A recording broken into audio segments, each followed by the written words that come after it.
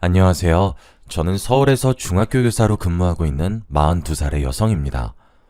교사에게 이유는 직업의 특성상 아주 불명예스러운 꼬리표죠.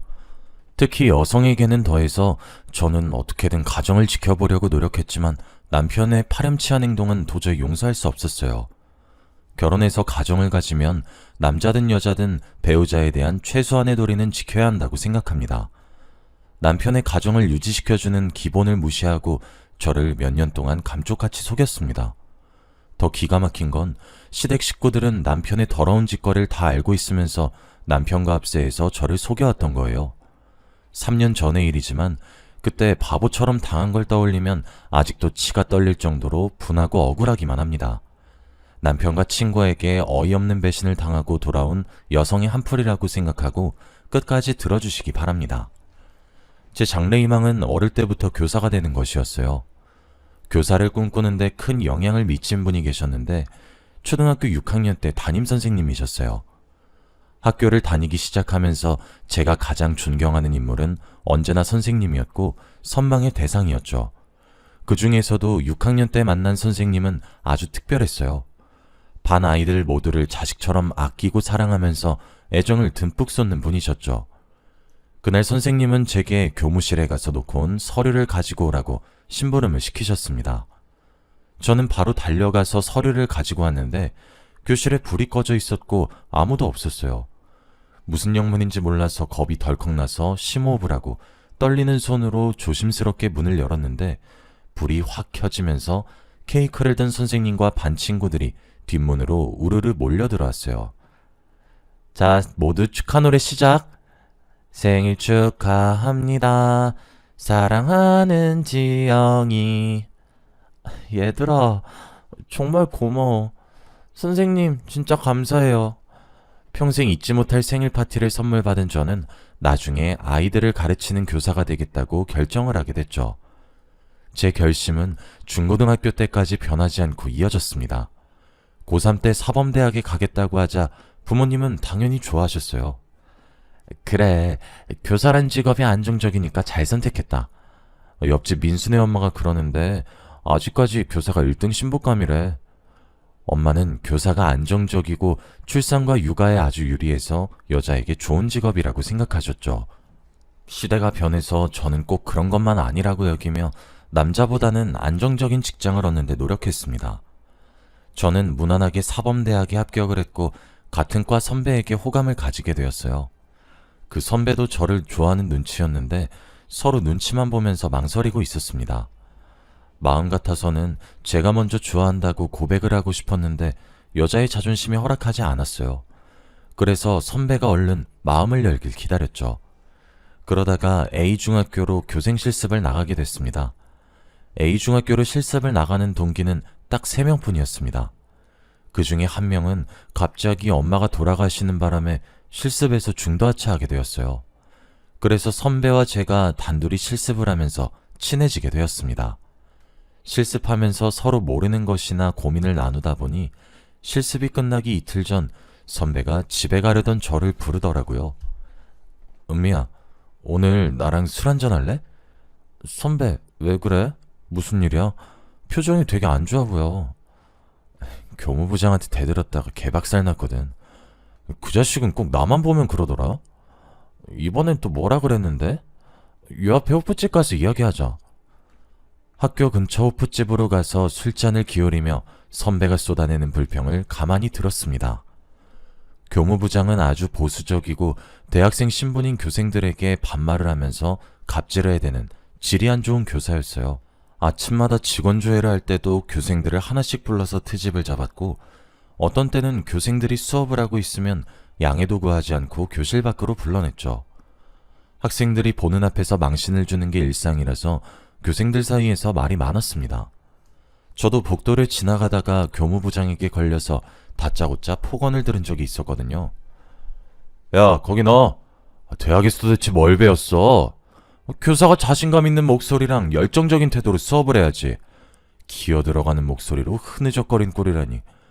학생들을 휘어잡을 수 있게 크게 말하란 말이야. 알겠어? 네, 부장님. 명심하겠습니다. 교무부장이 일부러 교생들을 깔아뭉개서 자기 지위를 과시하는 걸 알고 있어서 조언을 주의 깊게 듣지도 않았어요. 하지만 말로만 듣던 갑질을 당하니까 무척이나 자존심이 상하더군요. 교무부장은 선배에게도 갑질을 부렸어요. 그날도 선배가 열심히 수업을 하고 있는데 갑자기 뒷문이 열리더니 교무부장이 선배에게 복도로 나오라는 손짓을 했다는 거예요. 선배가 모른 척하고 계속 수업을 하자 열이 받은 교무부장이 이런 식으로 소리를 질렀대요. 야, 거기 너! 내 말 안 들려? 당장 나오라고! 나중에 말씀해 주시면 되는 거 아닙니까? 이런 일이 한두 번도 아니고 지금은 제 수업 시간입니다. 방해하지 말고 나가주세요. 뭐?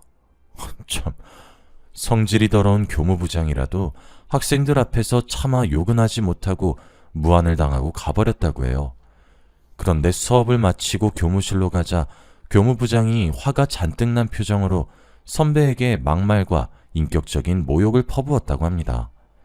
선배는 전부터 교사라는 직업에 회의를 느끼고 있었는데 교무부장에게 질리도록 당한 뒤로 진로를 다시 생각하게 되었다고 해요. 나 교사 되는 건 다시 생각해 보려고. 실제로 학교에 나와서 보니까 나랑 교사는 안 맞는 것 같아. 아니야, 선배. 이 학교가 이상한 거라니까? 세상에 저런 교무부장이 어딨어? 다른 학교도 그럴 것 같은데. 사실 이런 곳에 버틸 자신이 없어. 아, 모르겠다. 오늘 그냥 술이나 마시자. 선배는 엉망으로 취할 때까지 술을 마셨고 저도 그만큼 술을 마시는 바람에 순간 기억을 잃고 말았어요. 숙박업소에는 도대체 언제 온 건지 알 수 없어서 얼른 옷을 입고 선배를 깨웠습니다.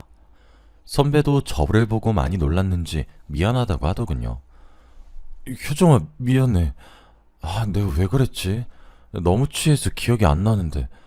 내가 무슨 짓 한 건 아니지? 일부러 너랑 자려고 술 먹자 한 건 아니고 나도 너한테 호감이 있어서. 미안하긴 뭐가 미안해. 선배가 먹인 것도 아니고 내가 먹은 건데. 나도 기억은 안 나는데 이러지 말고 해장하면서 이야기하자. 저도 선배를 좋아하고 있었고 선배와 교제하면 어떨까 많이 상상해봐서 기분 나쁘진 않았어요. 선배와 숙박업소 근처에 있는 국밥집에 들어가서 해장을 한 뒤 진지하게 만나보잔 이야기를 했죠. 선배와 연애하면서 저는 임용고시 준비를, 선배는 취직 준비를 하면서 만남을 이어갔습니다. 그때부터 선배를 오빠라고 부르면서 말도 놓고 편하게 지냈습니다. 저는 무난하게 임용고시를 치르고 중학교에서 교사로 근무를 시작했습니다. 오빠는 선배가 운영하는 벤처 사무실에서 일하게 되었죠. 당장 큰 돈을 벌지는 못해도 앞으로 전망은 아주 밝다고 했어요. 지금 당장 돈벌이를 제대로 하지 못하고 있다 보니 오빠 정도 실력이면 임용고시는 충분히 통과했을 텐데 아쉬운 마음이 들더군요. 그렇지만 오빠가 오랫동안 심사숙고해서 결정한 일이니 두말하지 않고 믿어보려고 했습니다. 어느덧 시간이 지나 2년 정도가 흘렀어요. 결혼할 나이가 되었고 오빠에게 큰 흠이 있지도 않고 좋은 사람이라는 걸 알고 있어서 결혼 이야기도 슬슬 꺼내고 있을 때였습니다. 오빠와 함께 시어머니를 찾아가니 의외의 반응을 보이시더군요. 우선 급한 대로 내가 아파트 하나 장만해놨다. 평수가 작지만 둘이 살긴 괜찮을 거야. 부지런히 돈 모아서 애 생기면 큰 집으로 옮겨. 말은 이렇게 하셔도 표정만은 아주 떨떠름하셨습니다. 어쩔 수 없이 결혼시킨다는 듯한 느낌으로 말씀하셔서 저도 기분이 언짢아졌죠. 그래도 저희는 시댁에서 마련해준 아파트에서 신혼생활을 시작하게 되었습니다. 그 아파트에서 제대로 지낸 날도 1년 정도밖에 되지 않았죠. 지방에 있는 중학교로 발령이 나버려서 졸지에 주말부부 신세가 되어버렸거든요. 오빠와 함께 자녀 계획을 세우고 있어서 발령 가기 전에 많은 이야기를 나누었습니다. 아이 가지면 육아도 문제가 될 텐데 자녀 계획을 좀 미뤄야 할까? 애 갖는 건 다시 생각해보자. 3년만 지나면 교원 정기 인사이동 때 다시 서울로 올 수 있을 거야. 그래, 우선은 애 만들기 전에 열심히 벌어서 돈이나 모으고 있게. 요즘은 애 없는 부부도 많이 있으니까요. 자녀 계획을 미루는 것도 나쁘지 않다고 생각했어요. 한창 재미있을 신혼에 생이별을 해야 하는 신세가 안타까웠지만 늘 붙어있는 것보다 떨어져 있다가 만나면 정이 더 생긴단 말이 있으니까요. 정신없이 지방으로 내려가 낯선 곳에서 적응하려고 노력했죠. 몇 달이 지나자 동네 지리도 다 파악하게 되었고 친하게 지내는 동료 여교사도 생겼어요. 이름은 한수정이란 수학교사였고 나이는 저보다 3살 아래였습니다. 언니, 오늘 교무회의 할 때 학생부장이 교장한테 아양 떠는 거 봤지? 실실 웃으면서 얼마나 싸바싸바 하는데 정말 꼴 보기 싫더라. 학생부장 그러는 거 처음 보냐? 교장하고 나이도 동갑이라는데 자존심도 없나 봐. 수정이와는 뒷담화하면서 친해졌습니다. 쉬는 시간이나 점심시간 때 몰래 빠져나와서 마음에 안 드는 다른 교사들을 속이 후련해질 때까지 씹어댔죠. 처음에는 깍듯하게 존댓말하던 수정이도 저를 언니라고 불렀을 무렵에 남편 사촌 여동생의 친구라는 사실도 알게 되었는데요. 그 계기로 더 친해져서 자매처럼 붙어 다니게 되었습니다. 그런데 정이 들자마자 수정이가 서울에 있는 학교로 발령이 나버렸죠. 언니 어떡해? 서울에 가야 될 사람은 언니인데 내가 가게 됐네. 난 언니랑 학교 같이 다니고 싶은데. 괜찮아. 다음엔 내 차례 되겠지. 먼저 올라가서 자리 잡아놔. 오케이. 언니 서울에 오면 꼭 연락하기다. 얘는 당연한 거 아니야? 근데 언제 가는 건데? 그게 이번 달에 가게 됐어. 뭐? 이번 달이면 얼마 안 남았잖아. 오늘 퇴근하자마자 진탕 마시자. 수정이가 갈 날이 얼마 남지 않아서 밤늦게까지 제가 자취라는 원룸에서 이별주를 마셨습니다. 그렇게 수정이를 서울로 보내고 저 혼자서 외롭게 지내고 있었죠. 아마 우리 오빠가 없으면 주말에도 처량하게 지냈을 거예요. 그날도 주말이 되어서 오빠가 있는 집으로 올라갔는데 뭔가 이상한 느낌이 들었어요. 왠지 그 전하고는 집이 달라진 것 같았죠. 먼저 냄새부터 달라진 것 같았어요. 오빠가 혼자 사는 집이라 주말마다 제가 와서 치우고 방향제를 뿌려도 남자 특유의 냄새가 풍겼거든요. 그런데 이젠 그런 냄새가 나지 않고 제가 쓰지 않는 향수와 방향제 냄새가 나는 것 같았어요. 처음에는 제가 예민해졌다고 생각했는데 얼마 뒤에 집에 있어서는 안 되는 물건을 발견하고 말았습니다. 욕실 선반에서 여자들이 쓸만한 머리끈이 있어서 깜짝 놀랐죠. 흔히 곱창밴드라고 불리는 머리끈이었는데 아무리 생각해봐도 오빠가 그걸 사용할 것 같지 않았거든요. 그래서 오빠에게 그 머리끈을 보여주면서 물었죠. 오빠, 이게 뭐야? 나 이런 머리끈 쓴 적이 없는데 이런 게 왜 있는 거야? 며칠 전에 정혜가 와서 자고 갔거든. 그때 두고 갔나 봐. 정혜는 남편의 사촌 여동생이었어요. 대전에 살지만 서울에 자주 올라왔고 그때마다 오빠에게 들러서 가끔씩 자고 간다고 했거든요. 그런데 오빠의 변명이 너무 이상하게 느껴졌어요. 정혜는 늘 먼저 저에게 전화를 해서 오빠 집에서 묵겠다고 말해주는 편이었거든요. 잠깐 오빠를 의심했지만 정혜가 깜빡하고 전화를 안 준 거라고 생각했습니다.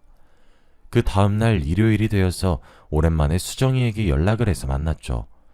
그런데 제 눈길을 끄는 게 하나 있었어요. 수정이가 하고 있는 연보라색 곱창밴드였는데요. 제가 집에서 봤던 것과 똑같은 것이었어요. 하지만 똑같은 머리끈이 넘쳐나는데 그걸로 수정이를 의심한다는 건 우스운 일이었습니다. 설마 하는 마음에 혼자 피식하고 웃고 말았는데요. 그래도 수정이와 함께 있는 내내 머리끈이 신경 쓰여서 물어보고 말았습니다. 수정아, 머리끈 어디서 샀어? 되게 예쁘다. 지하상가에서 샀어. 사실 이 디자인으로 사고 싶었는데 보라색이 없더라고. 우연히 보고 이거다 싶어서 샀지. 수정이는 저와 학교에 다닐 때부터 눈에 띌 정도로 보라색을 좋아했었어요. 옷, 가방, 액세서리는 물론 볼펜이나 수첩도 보라색만 고집할 정도였으니까요. 수정이가 저 몰래 이 집에 왔다는 생각이 머릿속에서 잊혀지지 않아서 정혜에게 전화를 걸어볼 수밖에 없었죠. 여보세요? 정혜야, 혹시 지금 전화 가능하니? 어머 언니, 오랜만이야. 당연히 가능하지. 마침 너무 심심했는데 잘됐다. 무슨 일이야?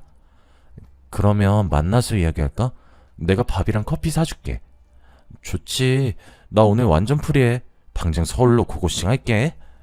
정혜를 만나서 밥을 먹고 커피를 마신 다음에 백화점에 들렀어요.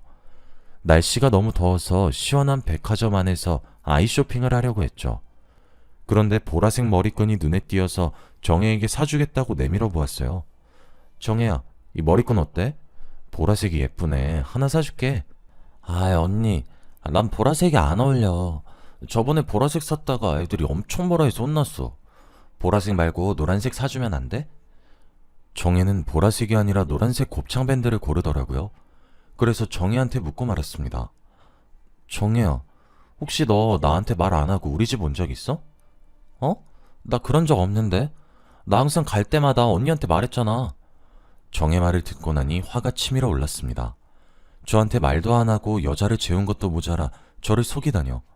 그래서 바로 오빠에게 전화를 해서 물어보았지만 오빠의 대답은 한결같았습니다. 갑자기 그 이야기는 왜 또 꺼내는 건데? 정혜가 기억을 못하는 거겠지. 정혜 바꿔봐. 애꿎은 정혜한테 화풀이를 하려고 하길래 저는 됐다고 했죠. 제대로 된 증거를 확인해봐야겠다는 생각에 얼른 정혜와 헤어지고 오빠와 살던 집으로 돌아왔습니다. 그래서 관리사무소에 가서 CCTV를 보여달라고 했죠. CCTV요? 무슨 일 있으셨길래 갑자기 물어보시는 거죠? 남편이 바람 피는 것 같아서 그래요. 딱 한 번만 보여주시면 안 될까요? 그건 곤란합니다. 주민이라고 다 공개해드리는 게 아니라 경찰이 정식으로 요청했을 때만 보여드리고 있어요. 저도 알아요. 그런데 여자가 다녀간 흔적이 보여서 그래요. 비밀로 할 테니까 조금만 보여주세요. 네? 이혼 이야기까지 꺼내면서 직원에게 사정하니까 망설이다가 제게 서류를 내밀더니 사인을 해달라고 하더군요. 여기서 보기만 하셔야 합니다. 영상 휴대폰 같은 걸로 촬영하시면 안 돼요. 그리고 어떤 이유로든 영상을 증거로 쓰시려면 경찰의 허락을 받아오셔야 해요. 직원은 제가 말한 해당 날짜를 찾아서 엘리베이터 앞을 찍은 동영상을 보여주었어요. 시간이 오후쯤으로 빠르게 돌아가다가 엘리베이터 앞으로 한 여성이 다가오자 빠르게 감기를 멈추었죠. 고개를 숙이긴 했지만 보라색 밴드로 머리를 묶은 걸 보고 수정이가 확실하다고 생각했어요. 하지만 저는 끝까지 아니라고 부정하며 CCTV 화면에서 눈을 떼지 않았죠. 거울 앞에 선 여자가 고개를 든 순간 저는 집을 찾아온 여자가 수정이란 사실을 확실하게 알게 되었습니다. 엘리베이터를 탄 수정이는 주저없이 제 집이 있는 8층 버튼을 누르고 있더군요. 이제 어떻게 해야 좋을지 머릿속이 혼란스러워졌습니다. 제 눈으로 확인했지만 도저히 믿을 수가 없었거든요. 충격받은 모습 그대로 집으로 올라가 멍하니 앉아있기만 했습니다. 그런데 TV 선반 밑에 무언가가 반짝이더군요. 저게 뭔가 손을 넣어서 꺼내보니 보라색 머리핀을 발견하고 말았습니다. 의심할 여지 없이 수정이의 것이었죠. 도대체 몇 번이나 이 집을 왔던 걸까요? 제가 모르는 사이에 수정의 흔적이 집을 점령하고 있었다는 생각에 더 이상 보고만 있을 수 없었습니다. 만나서 결판을 지으려고 수정이와 약속을 잡았는데요. 수정이 집 근처 카페로 가니 수정이가 뭣도 모르고 저를 반기더군요. 언니, 방학도 끝났고 주말도 아닌데 서울엔 웬일이야? 너한테 줄 게 있어서 휴가 내고 올라왔어. 나한테 줄 게 뭔데 휴가까지 냈다는 거야? 저는 머리핀과 밴드를 카페의 테이블에 올려놨습니다. 그랬더니 수정이의 얼굴에서 핏기가 싹 사라지더군요. 너 보라색 좋아하잖아. 어떤 정신 나간 년이 내 집에 흘리고 갔더라?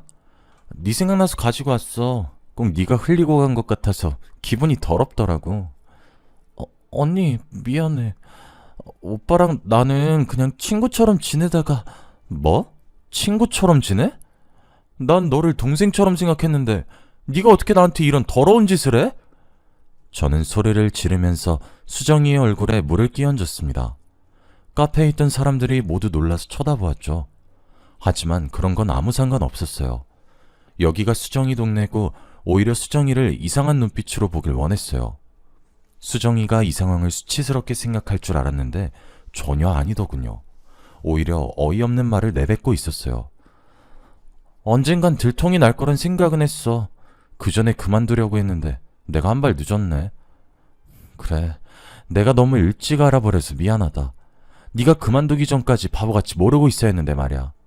그래놓고 나한텐 좋은 동생인 척 했던 거야? 언제부터 날 속인 건데? 제 고함 소리에 수정이는 한숨을 쉬더니 모든 걸 털어놓았어요. 서울로 발령을 받아서 학교에 근무하면서 친구인 정혜를 만났는데 우연히 오빠가 합석을 했다고 합니다. 그러다가 술에 취해 자버렸는데 정혜가 비밀을 지켜주기로 한 거죠. 정혜가 그걸 비밀로 해주기로 했다고? 그게 말이 돼? 정말 친동생같이 생각한 아이인데 그걸 숨겨주다니. 이건 정말이지 막장 드라마도 아니고 말이 안 되는 소리였죠. 저는 당장 정혜를 불러서 수정이가 했던 말을 그대로 이야기해 주었습니다. 그랬더니 정혜도 사색이 되어서 잘못했다고 싹싹 빌더군요. 아니 언니, 내가 잘못했어. 제발 용서해줘.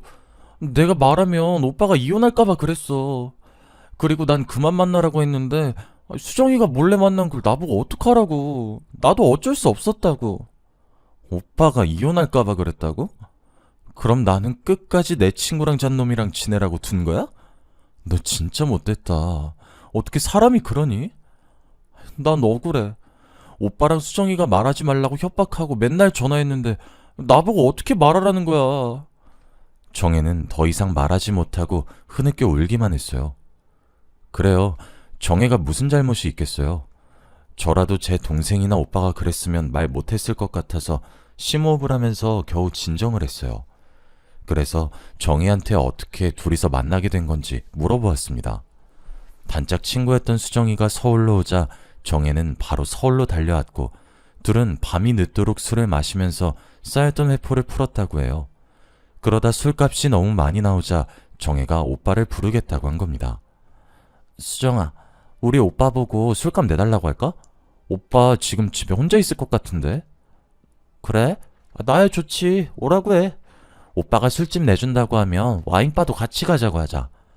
둘은 의기투합해서 혼자 있는 오빠를 불러냈고 오빠도 거절할 이유가 없었죠. 정혜와 수정이 있는 술집으로 와서는 같이 술을 마시기 시작했습니다. 수정아, 우리 오빠가 술값 내준대. 와인바도 같이 가주겠대. 엄청 멋있지? 정혜야, 입에 침이나 바르고 그런 소리 해라. 맨날 배 나온 아저씨라고 타박만 하더니 왜 이래? 몰라서 물어. 비행기 태워줬으니 한턱 쏘라는 거지. 알았어. 오늘은 내가 다 쏠게. 정혜는 술에 취했지만 수정과 오빠가 여러 번 눈이 마주치고 묘한 분위기가 풍긴다는 사실을 알아차렸다고 합니다. 그러다 새벽까지 같이 술을 마셨고 수정이는 술에 취할수록 오빠에게 아양을 떨었다고 하죠. 정혜도 무척이나 취해 둘이 붙어있지 말라고 중얼거렸다고 하는데요. 정신을 차렸을 때에는 택시 아니었고 택시 아저씨가 도착했으니 얼른 내리라고 소리를 지르고 있었다고 했습니다. 그래서 얼른 내려서 집으로 들어가 잠에 들었는데 다음날 오빠가 전화를 해 충격적인 말을 전했다고 합니다. 너 오늘 수정이 만난 거 말하면 안 된다. 어제 한 짓 다 잊어버려야 돼. 뭐? 어제 한 짓? 정혜는 그제야 어제 일어난 일들을 떠올렸다고 했습니다. 수정이와 오빠가 기대다가 끌어안고 입을 맞추던 게 생각이나 정혜가 펄쩍 뛰었다고 말해주었죠. 오빠 미쳤어? 설마 수정이랑 잔 건 아니지? 시끄러워. 자든 말든 말하지 말라고. 이혼당하면 네 탓인 줄 알아? 그러다 들키면 난 어쩌라고. 나더러 가정 파탄범이 되라는 말이야? 절대 안 돼. 안 들킬 자신 있어. 우리만 비밀 지키면 돼. 생각해봐. 마누라가 우리 만난 걸 어떻게 알겠어? 말이 된 소리래. 설마 언니 몰래 계속 만나려는 건 아니지? 어떻게 여동생 친구하고 그런 생각을 해? 정말 미친 거 아니야? 돈 줄게. 얼마면 돼? 너 얼마 전에 돈 필요하다고 했잖아. 여기서 돈 이야기가 왜 나와? 내가 오빠처럼 미친놈인 줄 알아? 너 여기서 언니 편 들어서 오빠 이혼당하게 만들래? 아니면 내 돈 받고 조용히 있을래? 어떻게 그런 비밀을 만들어? 난 못해. 난 언니한테 그런 비밀 못 만든다고. 거짓말 해달라는 게 아니라 모르는 척 입 닫고 있으면 된다니까? 그게 왜 어려운 건데? 내가 너 예전에 도둑질하다가 경찰서 간 거 엄마한테 확 말해버린다? 중학생 때 일을 왜 또 꺼내는 건데? 알았어, 말 안 할게. 조용히 있으면 될 거 아니야. 오빠가 이런 식으로 돈으로 매수하며 협박하는 바람에 정혜는 돈을 받고 모르는 척하고 있었다고 하죠. 수정이도 제 남편이란 걸 뻔히 알면서 오빠를 만난 이유가 따로 있었습니다. 정혜가 수정이 입에서 충격적인 말을 들었다고 전해 들었거든요. 죄책감에 잠을 못 이루던 정혜가 수정이를 만나 오빠를 만나지 말라고 설득시키려고 했답니다. 유부남을 왜 만나려고 하냐고 다른 남자를 소개시켜 주겠다고 하니 수정이 충격적인 대답을 했다고 하더군요. 남자? 나 남자 만날 생각 없어. 만나서 엔조이하기에 유부남이 딱 좋지. 싱글들은 한두 번 관계하면 꼭 자기 여자라고 생각하고 덤벼들어서 골치 아프다니까. 그런데 유부남이 뒤끝이 없어. 내가 해봐서 알아. 뭐? 너 정말로 유부남이랑 사귀어 본 적 있어? 몇 번 있었어. 용돈 준다니까 만난 거지 뭐. 정혜는 얌전한 줄 알았던 수정이에게 이런 발칙한 면이 있을 거라고는 생각조차 못했다고 합니다. 정혜에게 이런 자초지종을 듣고 나니 이제 오빠와 관계를 어떻게 정리할까 고민이 되었습니다. 마음 같아서는 오빠의 뺨을 후려갈기고 깨끗하게 갈라서 버리고 싶었죠. 그런데 제 발목을 잡는 게 하나 있었습니다. 교사라는 제 직업 때문이었죠. 제가 이혼하면 학교에 소문이 날 것 같아서 고민이 되었습니다. 제가 다니는 중학교의 여교사도 남편의 불륜으로 이혼을 했는데 정말 웃기는 건 소문이 이상하게 나서 그 여교사가 바람을 피워서 남편에게 이혼을 당했다는 말로 와전이 되고 말았습니다. 그녀는 한사코 아니라고 했지만 다른 교직원들은 앞에서 소문이 이상하게 났다며 위로해놓고 뒤에서는 아니 땡굴뚝에 연기가 날 리 없다고 수군대었죠. 그렇게 그 여교사는 따돌림을 당하면서 겉돌다가 그런 소문들이 학생의 귀에 들어가 학부모들도 알게 되었습니다. 우리 아이들을 불륜녀에게 맡길 수 없다는 학부모들의 공개적인 항의에 그 여교사는 견디지 못하고 학교를 떠나고 말았는데요. 그 여교사가 이제는 제가 될 것 같아서 무섭더군요. 꼭 그렇게 소문이 와전돼서 내쫓길 거라는 근거는 없었지만 갈등과 고민에 빠져들게 하였습니다. 그러다가 정혜에게 온 문자를 보고 또 한 번 충격을 받았습니다. 언니, 이것까지 숨기면 언니한테 정말 못된 짓 하는 것 같아서 말해. 우리 엄마도 오빠가 바람 피는 거 알게 됐는데 나보고 가만히 있으라고 했어. 내가 결혼해서 이런 짓 당했을 거라고 생각하니까 억정이 무너지더라. 밤새 고민하다가 가족이랑 연 끊길 각오하고 이렇게 문자 보내놔. 내가 언니를 정말 좋아하고 잘 따르는 거 알지? 언니가 오빠랑 정리하고 좋은 사람 만났으면 좋겠어. 시어머니도 저를 속이다니 오빠를 이혼만 해주고 보내줄 수가 없더군요. 정혜의 문자를 보고 복수를 해줘야겠다는 생각을 해냈습니다. 그래서 저는 얼른 정혜와 수정이에게 문자를 보내놨습니다. 앞으로 어떤 결과가 나오든 내가 알아서 할 테니까 가만히 입 다물고 있어. 오빠랑 연락하거나 만나지도 마. 저는 여러 번 정혜와 수정에게 오빠가 눈치채지 못하도록 입에 자물쇠를 채우라고 했어요. 아무것도 모르는 오빠는 수정이와 연락이 끊겨 아쉬웠는지 제가 주말에 올 때마다 부부관계를 원했어요. 하지만 여러 여자들과 어울리던 그 인간과 잠자리를 갖고 싶지 않았죠. 오늘은 좀 피곤하네. 그냥 쉬고 싶어. 그러니까 건드리지 마. 알았어. 귀찮게 안 할 테니까 먼저 자. 저는 누웠지만 잠이 오지 않았어요. 그래도 오빠가 꼴 보기 싫어서 자는 척하고 누워 있었습니다. 그런데 그때 오빠에게 전화가 걸려왔어요. 오빠는 저를 슥 쳐다보더니 거실로 나가더군요. 엄마. 집사람은 자고 있어. 괜찮으니까 말해. 수정이 그년이 전화한 줄 알았는데 시어머니의 전화였습니다. 오빠가 거실 소파에 앉아서 통화를 하고 있더군요. 시어머니가 무슨 말을 하는지 알 수 없었지만 오빠가 하는 대답을 들어보니 무슨 대화를 하는 건지 어림잡을 수 있었어요. 알겠어, 엄마. 내가 정리한다니까. 무슨 가정이 깨져. 내가 조심해서 지금까지 안 들켰는데. 그리고 수정인 내가 정리했어. 다른 남자 생겼는지 나 차단한 것 같더라고. 혜미도 정리한다니까. 알겠어. 잔소리 좀 하지 마. 만난 지 3년이 넘었는데 어떻게 바로 정리해. 나도 시간 필요하니까 기다려줘. 오빠가 저 몰래 다른 여자를 또 만나고 있었습니다. 혜미라면 저도 알고 있는 여자였어요. 오빠가 일하는 벤처 사무실에서 일하는 여직원이었죠. 오빠가 전화 통화하는 걸 계속 들어보니 교사라는 직업을 포기한 것도 혜미라는 내연녀가 마음에 들어서 선배의 사무실에 들어갔던 겁니다. 저와 결혼을 한 뒤에도 그녀와 내연 관계를 이어오고 있었던 거죠. 그래놓고 오빠는 시어머니께 비밀을 지키라는 당부의 말을 하더군요. 정리할 거니까 걱정 마. 내가 알아서 할게. 엄마도 비밀을 확실히 지켜야 돼. 알겠지? 둘의 전화 통화를 들은 저는 충격을 받아서 정신이 아찔해졌습니다. 얼마나 화가 치밀어 오르는지 당장 이불을 던지고 나가서 오빠의 멱살을 잡고 얼굴에 침이라도 뱉어주고 싶었죠.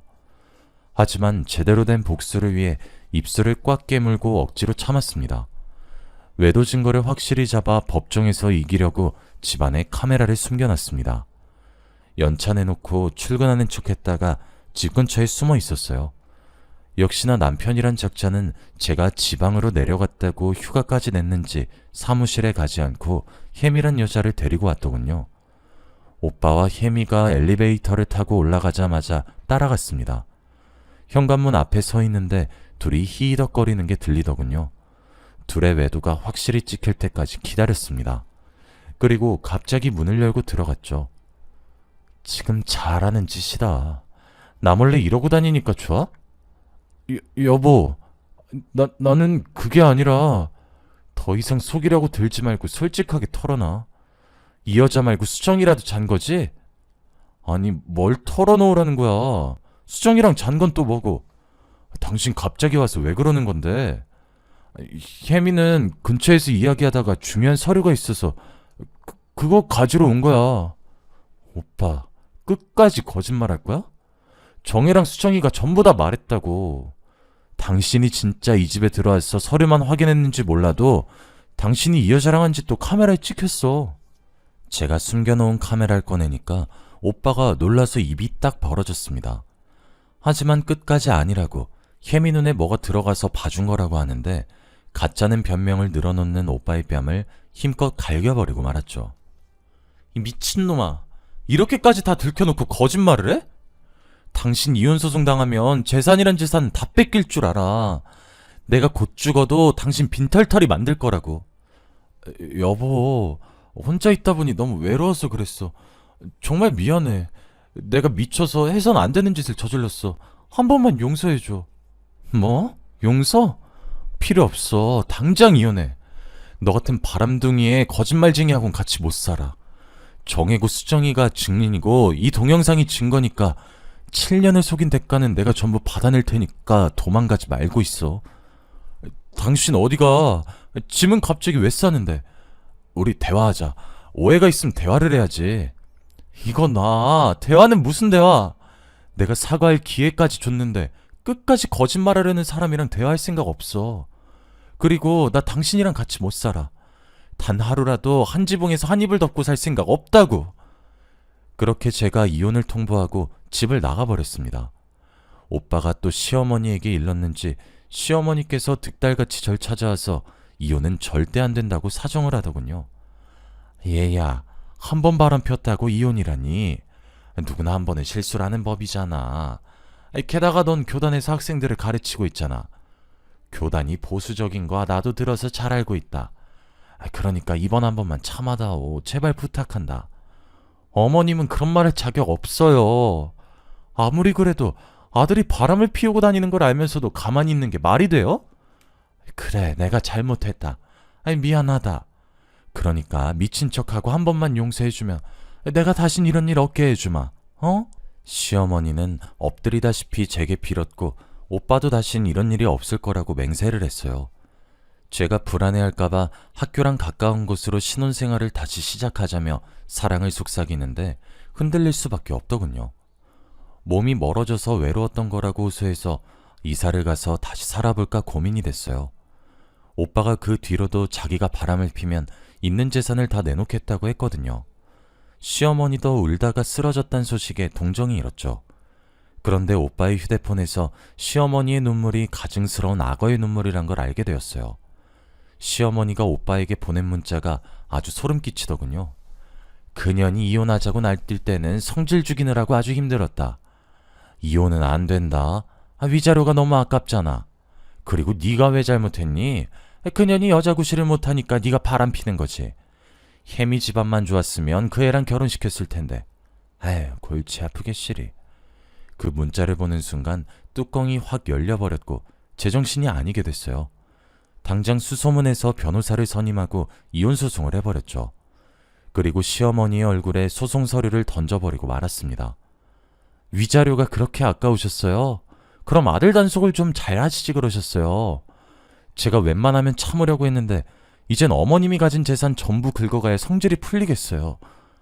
얘야, 갑자기 왜 그러니? 위자료는 또 무슨 말이고? 어머님이 보낸 문자 다 봤어요. 제가 여자 구실 못하니까 바람 피는 거라면서요? 그렇게 불만이시면 그냥 이혼시키시지. 왜 그러셨어요? 문자를 봤다고? 아니야. 내가 홧김에 보낸 문자라고. 우리 소송 같은 거 하지 말고 대화로 풀자. 어? 시어머니가 급하게 제 바지를 잡고 매달렸지만 확 밀어내고 말았죠. 저는 수정이와 혜미에게 상간녀 소송을 걸고 위자료를 확실히 받아 챙겼습니다. 아파트와 오빠가 가진 재산 대부분을 받아내 시댁을 알거지로 만들어버렸는데요. 오빠가 바람을 폈다는 소문이 흘러들어갔는지 벤처 사무실에서 쫓겨났다고 하더군요. 이혼한 뒤 학교에 저에 대한 소문이 돌지 않을까 걱정했는데 3개월 만에 서울에 있는 학교로 발령받게 되었습니다. 그래서 사람들이 제 치부를 알게 될까봐 불안해하지 않아도 됐죠. 여러분들 중에서도 배우자의 외도를 알고 참고 계시는 분들이 있을 거란 생각이 듭니다. 하지만 아무 희망이 없는 현실을 참고 견디는 것보다 새로운 인생을 찾는 게 훨씬 더 의미 있으실 거예요. 두려워하지 마시고 잘못된 게 있으면 바로잡으시고 저처럼 제대로 된 보상을 받으시길 바랍니다. 더 이상 불륜으로 상처받는 사람이 없길 바라며 이만 글을 줄이도록 하겠습니다. 감사합니다.